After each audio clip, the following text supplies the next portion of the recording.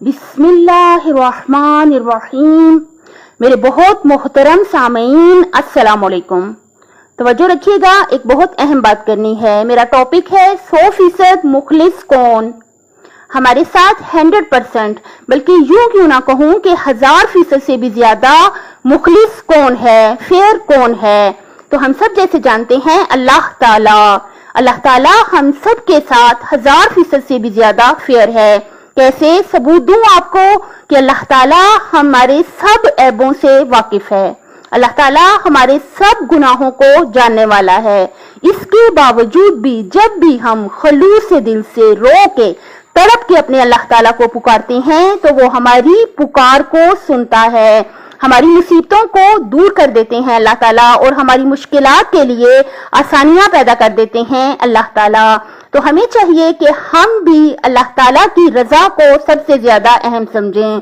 हमारी जिंदगी का ये मकसद होना चाहिए कि अल्लाह तक कोई ऐसा काम ना हो जाए, कोई ऐसी बात ना हो जाए जिससे अल्लाह हमसे खफा हो जाएं। और याद रखिएगा, अल्लाह ताला का करोड़ हाथ शुक्र कि अल्लाह ताला ने दुनिया और आखिरत की तमाम चीजों को, तमाम नेमतों को अपने हाथ में रखा। रिस्क कौन देता है? अल्लाह देता है। इज्जत कौन देता है? अल्लाह देता है। औलाद कौन देता है? अल्लाह देता है।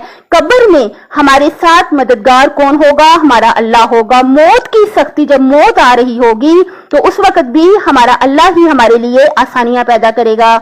जब क़यामत के दिन हम कब्रों से उठाए जाएंगे उस वक्त हमारा हामी और मददगार हमारा अल्लाह होगा। जब हमारा नामा अमल दिया जाएगा तो इंशाअल्लाह अल्लाह ताला हम पर करम करेंगे और नामा अमल हमारे दाएं हाथ में दिया जाएगा।